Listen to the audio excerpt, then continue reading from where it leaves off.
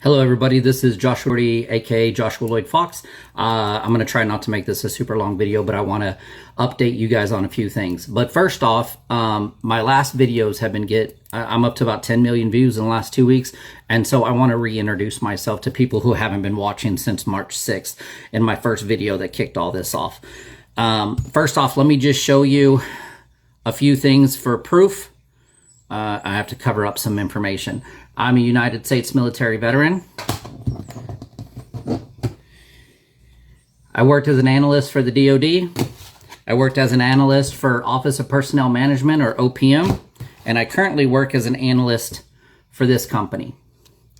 Just so you guys know, I have been an analyst in analyzing things my entire life because I had a very horrible childhood where I became an orphan at 8 years old, and then things really hit the fan, and I have just a God-given gift of pattern recognition and being able to see the end from the beginning. I believe that what I'm doing now is very specifically God-driven. I've prayed on this. I've risked everything in my life to do it. So just know that I am doing this for a reason, and I have the credentials behind me to prove it. I'm also a Christian, but I don't go to church. I only follow the red letters of the Bible because the rest I believe were written by man. And the reason I follow the red letters of the Bible is I have an undergrad education from Wayland Baptist University in theology, and I believe that all world religions can be wrapped up in our Bible's red letters, or the words of Jesus Christ. I'm a humanist, and I try to do everything out of love. Also, I am not suicidal. I have no reason to want to die. I'm married to my best friend, who's a famous author. I run a company. I'm a best-selling author. I have not finished my fictional series. That's kind of my, I don't know, life's work. So if I disappear, I'm disappeared. I'm not suicidal at all. Okay, get that out of the way. I want you guys to know that the New York Times verified 48 hours ago that 13 U.S. bases in the Middle East have been destroyed and emptied out and are unlivable. That means that all of our troops in those areas have been moved to outlying bases in the region with our allies. And if you look on, basically just Google search some aircraft radar systems or satellite radar systems, you'll see that we have aircraft like E3 AWACS, E4 Night, I think it's the Night Watch, and everything in that area patrolling. We also have two E6s that are now moving into, I believe, 72 hours into circling the eastern and western United States. They only do that when they are considering retaliatory strikes on the United States, and they are the last bastion of being able to send worst case scenario nuclear weapons, because the United States military doesn't lose, and if we lose, we're taking everybody else down with us. Remember that. It'll come up later. I want you guys to know that in my understanding of history and current events, I do not believe that history repeats itself, but I do believe that history rhymes.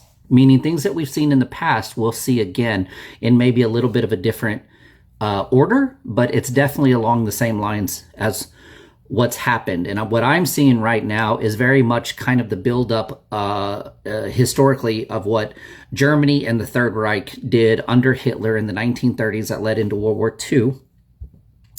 And in this case, and I might lose some people here, we are the Germans. We're taking on the world by ourselves.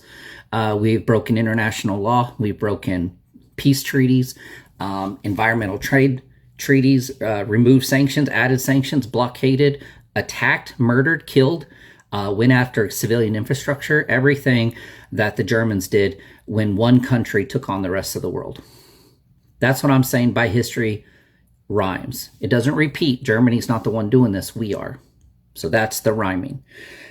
I want to give you guys a little bit of history because I believe this is very important, because this is what we're going to need in the future. I don't know very many people who know this story.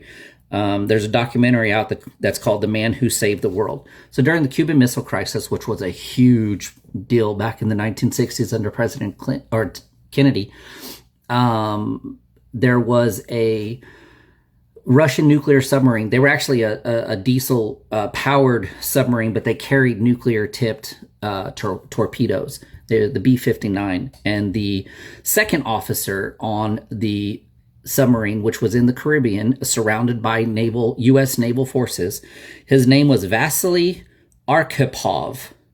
I probably mispronounced that wrong, but look it up. Just look up the man who saved the world. He was given orders. So 3 people on the submarine were needed to send the nuclear tipped torpedoes at U.S. naval ships and stuff in the area. And 2 of them said, let's do it. And the third one did not. He was later raised as a hero because he is the man who literally saved the world.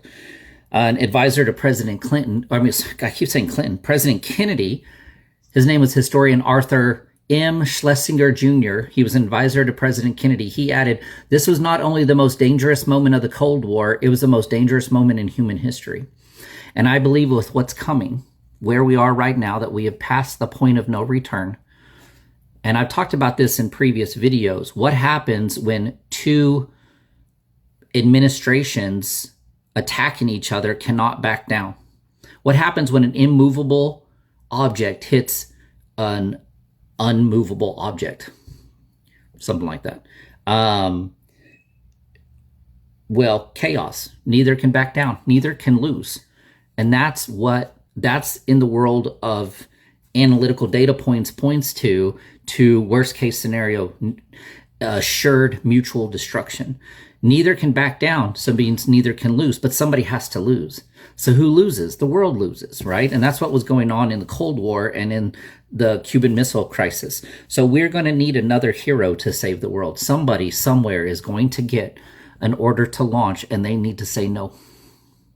Now, I served the United States military. I still am, 28 years career now. And I would never think of disobeying a direct order. It's literally beat into you that you don't do that. Not beat, mind controlled into you that you don't do that. And they do it through all kinds of things. It's all about the camaraderie and your brotherhood and doing it for the guy next to you. And it's hoorah, and we're going to go kill and beat them and show them who the United States military really is. It's a lot of endorphins, and it's a lot of dopamine. And it's these things that these guys who maybe not had control over their whole lives are told, go and be the heroes. And they all want to storm the beaches at Normandy and punch a Nazi in the face. The problem is they don't know that they're the Nazis.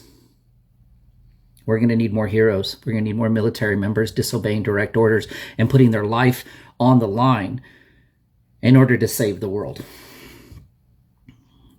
Now, the U.S. media is not reporting on any of this because they are controlled by the elites that are in control of this war on both sides.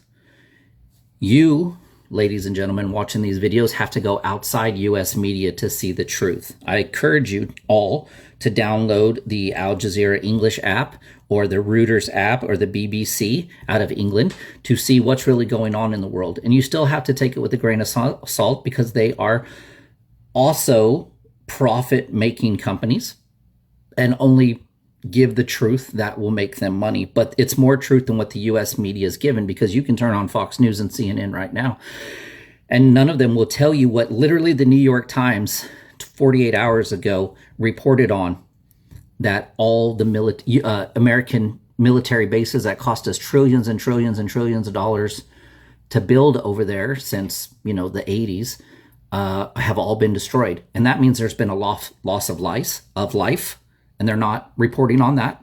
There's been injuries and all that. They're not reporting on that. And moving to the outlying military bases like Incirlik in Turkey, Prince Sultan has now been attacked. Greece, New England, or England, Germany, the EU, all of our bases and treaties and stuff that allows us to launch stuff from those countries is now where we're sitting. And so anybody harboring United States military becomes a target of Iran and now Iraq and now the Houthis in Yemen that are closing the strait into the Red Sea, and 50% of all goods around the world goes through that strait. We're all going to be fighting this war, guys, every single one of us. So start praying. I am for sure. So I just want to say that my next video will be on how I believe Trump's cabinet is lying to him, setting him up as a scapegoat, that maybe he's not in control of this. They're feeding his ego. And I believe that the briefings they're giving him on the war is nothing more than a military montage with Top Gun soundtrack playing. And some of the stuff that he's saying publicly and at fundraisers show that he's either the most deranged lunatic on the planet with the most power, or his own advisors are setting him up as the fall guy. Because he's not over there. He's watching social media influencers more than he's watching his own briefings by his IC or intelligence community. They told him that the IC told him that Iran had no possibility of nuclear proliferation. There was no proof of it, but we're believing it. We believe it hook, line, and sinker because that's what we're trained to do in this country. We believe everything we see on controlled media. And you don't know that you're being lied to. You're left blind, dumb, and ignorant to what's going on in the world.